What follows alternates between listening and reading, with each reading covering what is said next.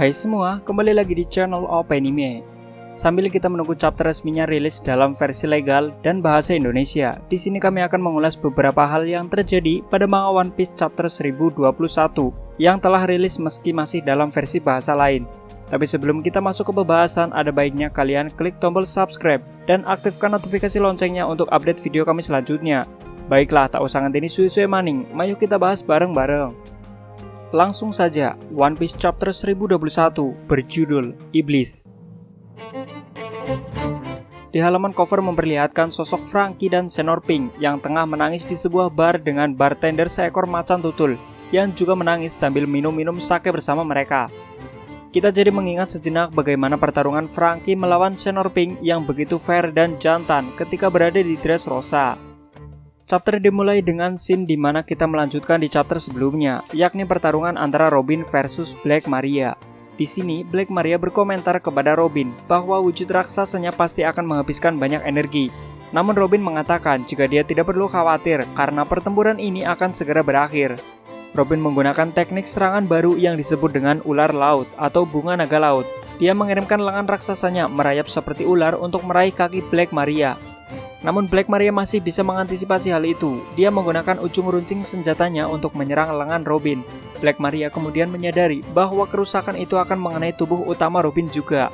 Jadi dia terus merusak lengan raksasa untuk melukai Robin. Black Maria menggunakan ujung kakinya yang memiliki jarum beracun untuk melukai lengan raksasa itu juga. Jadi Robin tidak punya pilihan selain menarik tangannya ke belakang untuk menghindarinya. Pada saat itu, Black Maria menggunakan serangan baru yang disebut dengan Marionette untuk meluncurkan jaring laba-laba dan meraih lengan raksasa Robin. Dia kemudian menggunakan serangan baru lain yang disebut dengan Oshizu Maria untuk menyilangkan lengan utama tubuh raksasa Robin dan membuat tubuhnya tak berdaya dan mulai menuju wajah raksasa Robin dengan serangannya, Oiran Knuckle. Pukulan itu memengaruhi Robin asli yang pada akhirnya harus melenyapkan Robin raksasa. Kemudian Robin menciptakan 4 lengan raksasa di belakang Black Maria dan mencoba meraihnya. Tetapi Black Maria menggunakan tekniknya Ikito Maria untuk membuat dinding jaring laba-laba dan memblokir serangan dari Robin. Selanjutnya, Black Maria meminta laba-labanya untuk membakar jaring laba-laba yang ia buat di area tersebut. Laba-laba itu menyemburkan api dari mulutnya dengan teknik Atata Maria dan membakar jaringnya, menciptakan dinding api di area tersebut. Black Maria mengolok-olok Robin. Dia berkata, "Aku pikir kau harus mencoba dan mekar di tempat ini, meskipun aku pikir tidak ada bunga yang bisa mekar di tengah lautan api." Saat dia berbicara, Black Maria membuat jaring laba-laba di belakang Robin, yang kemudian langsung mencengkram tubuh Robin. Black Maria kemudian berkata kembali, "Pada akhirnya, kamu tidak bisa menyelesaikan pertarungan ini dengan cepat seperti yang kau katakan. Kamu datang untuk menutupi kegagalan dari si kaki hitam, Sanji. Dan sekarang kamu telah kalah. Kalian berdua hanya akan terlihat sangat bodoh. Ufufufu. Kenapa tidak? Bukankah kamu menyuruh kerangka itu untuk memadamkan api lagi?"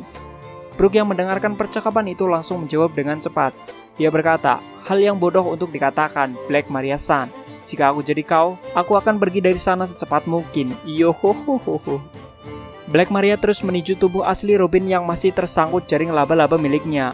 Kemudian Black Maria kembali berkata, "Kau hanyalah alat, Nico Robin. Otakmu adalah satu-satunya hal yang berharga yang kamu miliki. Jadi kau tidak membutuhkan lengan ataupun kakimu, bahkan kepribadianmu juga." Kemudian terdapat sebuah flashback kecil di mana Nico Robin mengingat kembali saat dia bersama para pasukan revolusioner selama time skip 2 tahun yang lalu. Koala dan Sabo ingin mengajarinya cara bertarung karena mereka tidak akan bisa melindunginya setelah dia pergi.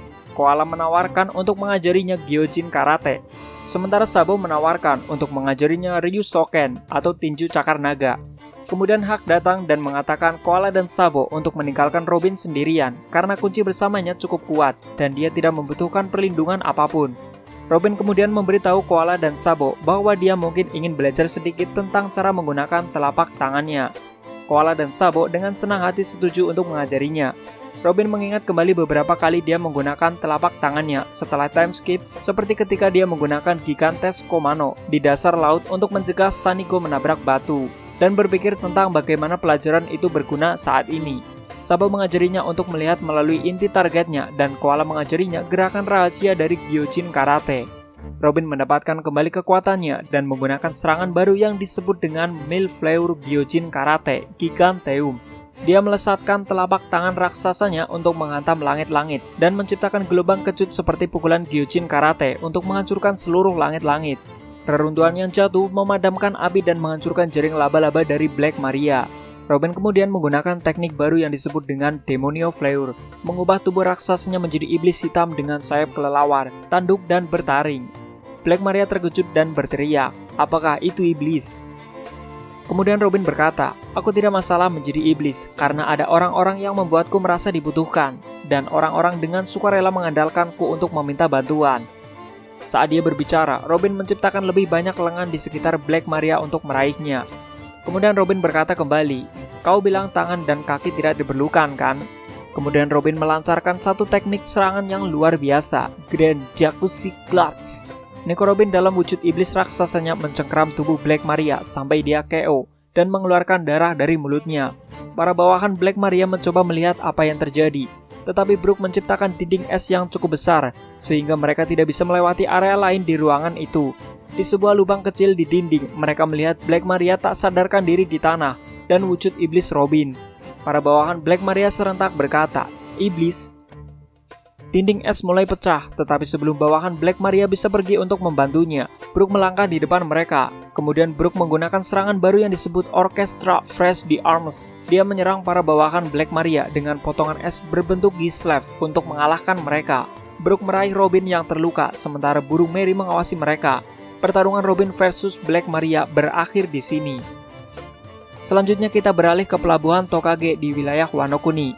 Di sini menunjukkan scene di mana Luffy sedang memakan persediaan sebulan yang disimpan oleh Karibu di tubuhnya. Nah, sesuai prediksi kami, tampaknya si manusia lumpur ini akhirnya kembali berguna untuk Luffy.